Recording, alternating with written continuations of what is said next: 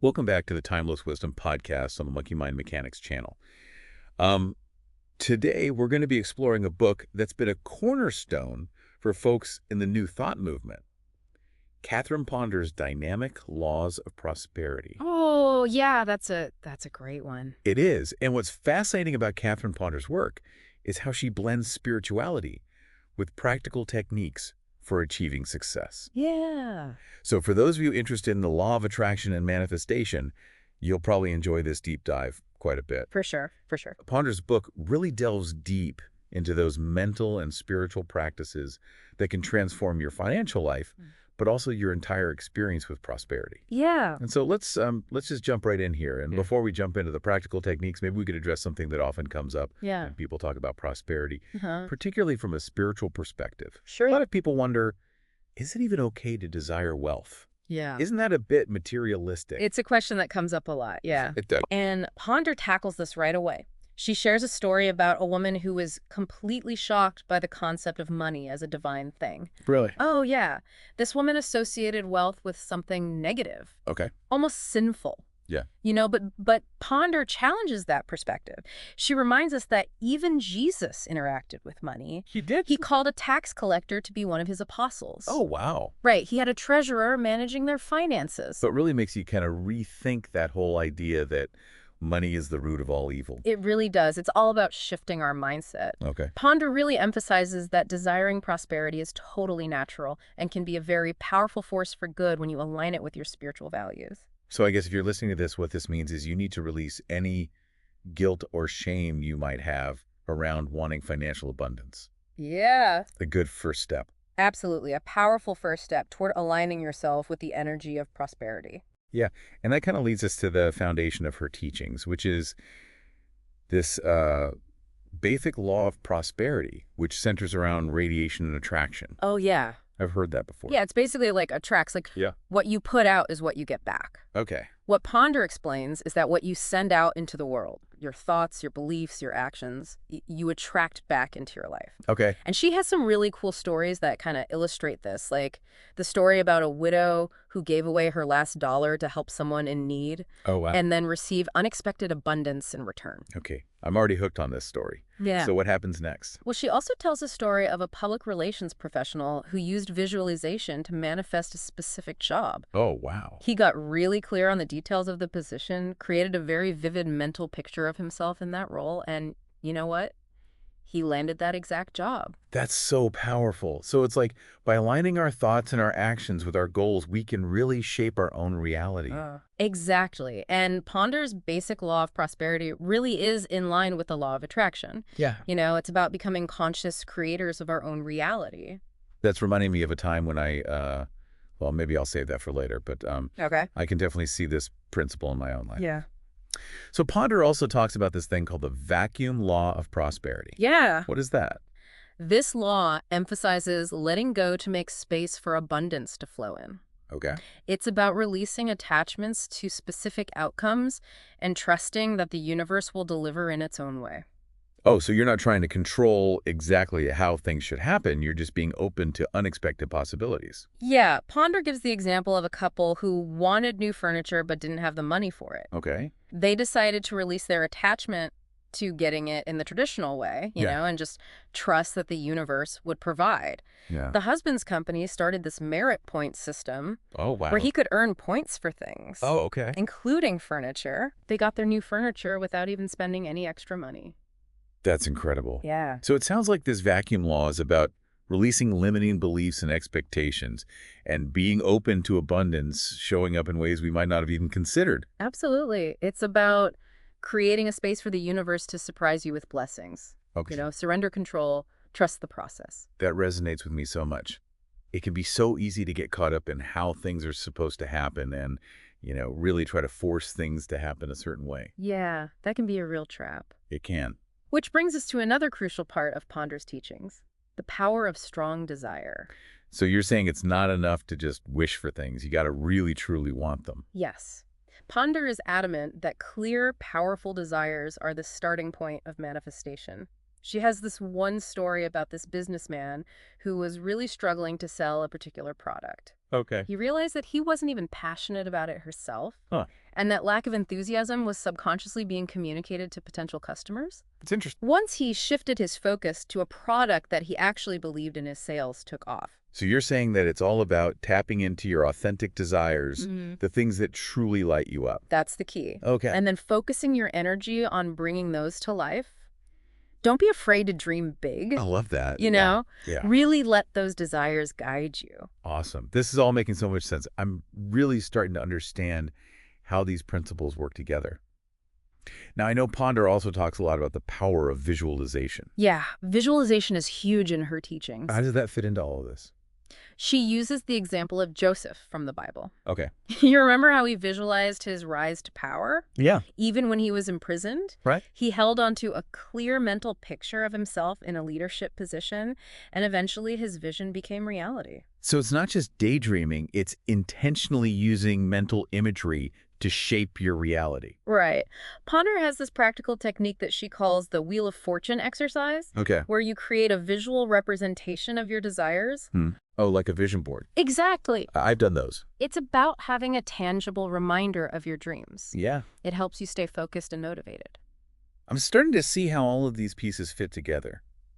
Now, another principle that Ponder emphasizes is tithing.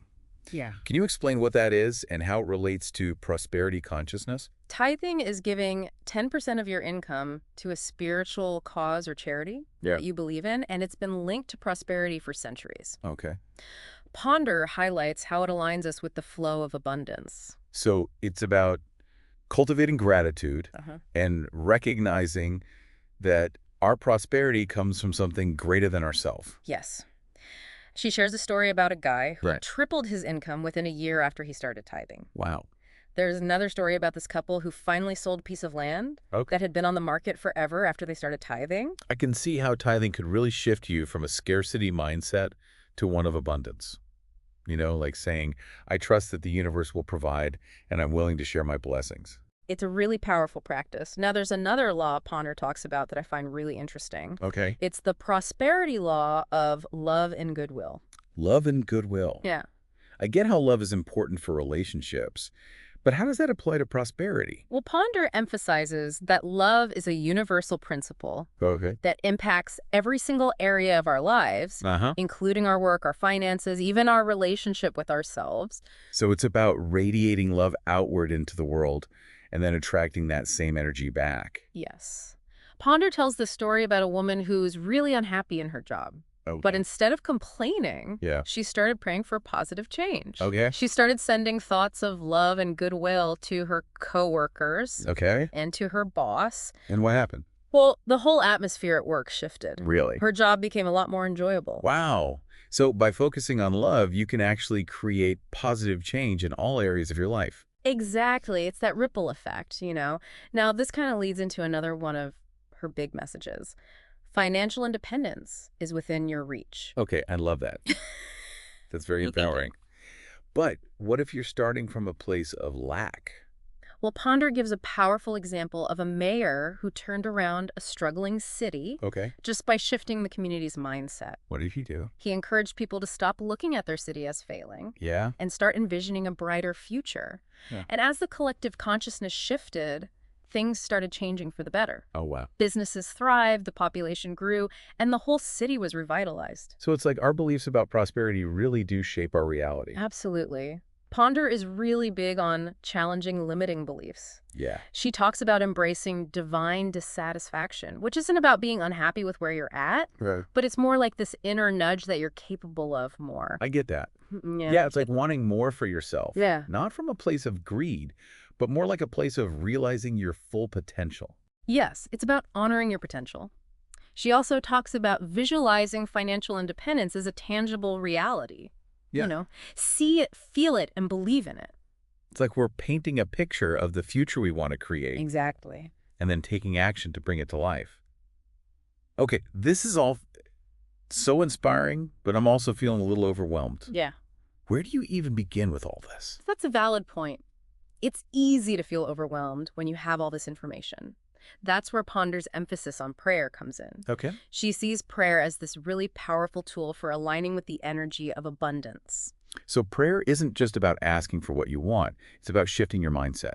Exactly. Ponder talks about 4 types of prayer: Okay. general prayer, Uh-huh. prayers of denial, Okay. affirmative prayers, and prayers of meditation. So break that down for me. What are the differences? Well, general prayer is about connecting with a higher power, Right. expressing gratitude, and seeking guidance. Okay. Prayers of denial help us release any negative thoughts and beliefs. Affirmative prayers are about declaring your desires with conviction.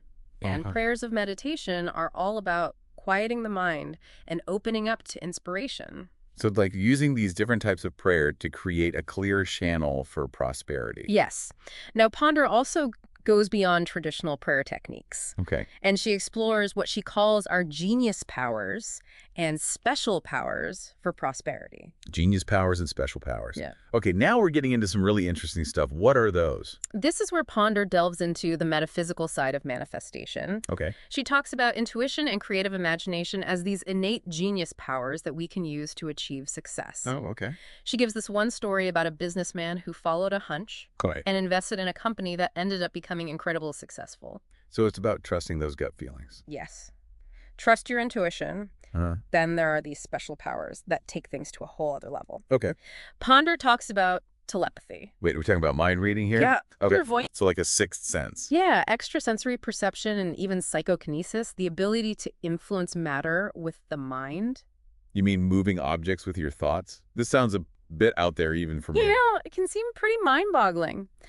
But Ponder presents these special powers as extensions of our natural intuitive abilities. Okay. But how does that work with psychokinesis?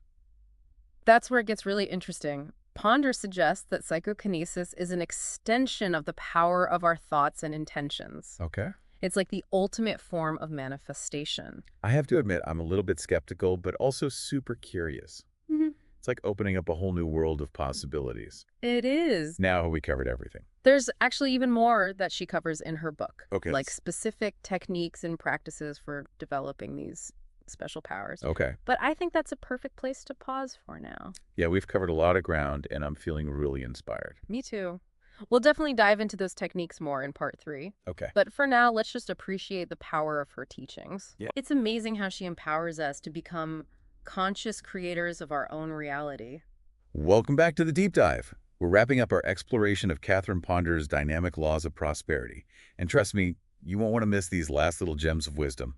Yeah, there's some really good stuff in these last couple chapters. Yeah, and in these final chapters, Ponder really emphasizes the importance of taking action and cultivating specific mental habits to really support prosperity. One of the concepts that caught my eye is this thing called the prosperity law of command. Oh yeah, that's a good one. What is that? It's about recognizing that our words have creative power. Okay.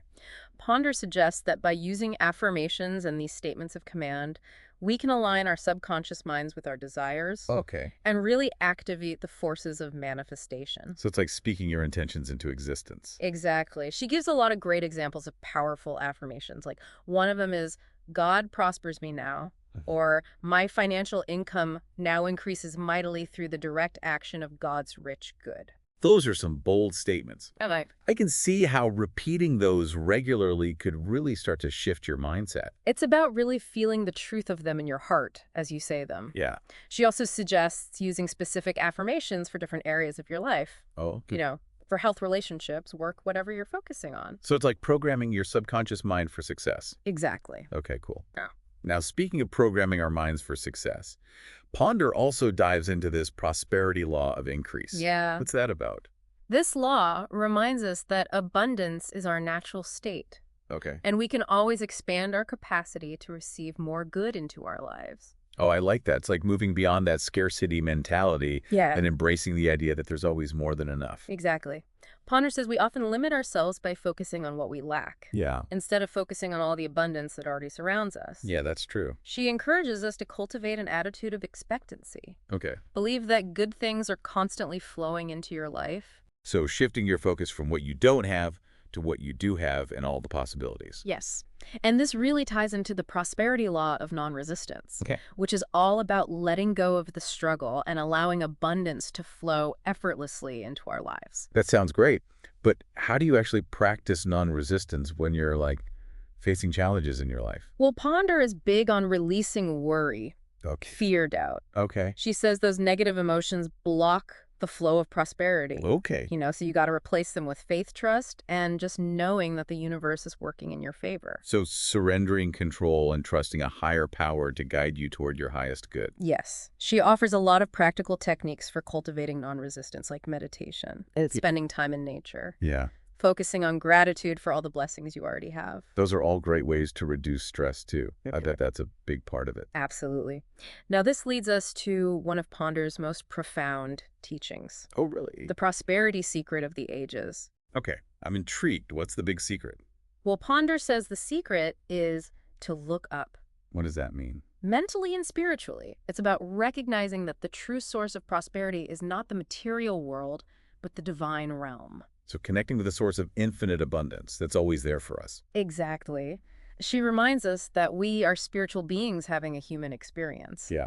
When we align with our spiritual nature, we tap into an unlimited flow of prosperity. Wow, that's a good one. That can show up in countless ways. Yeah, I like that. It's about remembering that we're beings of light and abundance. Exactly. And the key to unlocking this secret is cultivating deep faith and trust in the divine, knowing that you are always loved, supported, and provided for. This deep dive into Catherine Ponder's work has been so insightful. We've covered so many different principles and techniques from the practical to the metaphysical, and I'm feeling really inspired. It's powerful stuff. It is. Now, Yeah. for our listeners, where do they even begin with all of this? You don't have to try to master everything at once. Just pick one or two principles Okay, that then. resonate with you Yeah. and start incorporating them into your daily life. You start small, be consistent, and trust the process. Exactly. And as you apply these principles, you'll see how your life transforms. Also, Abundance will start to flow into your experience in ways you never imagined. thank you so much for joining us on this deep dive into Catherine Ponder's dynamic laws of prosperity. We hope you've gained some valuable insights and practical tools for creating a life of true prosperity. Don't forget to like and subscribe to the Monkey Mind Mechanics channel and the Timeless Wisdom podcast for more empowering content. And until next time, may your life be filled with abundance in all its glorious forms.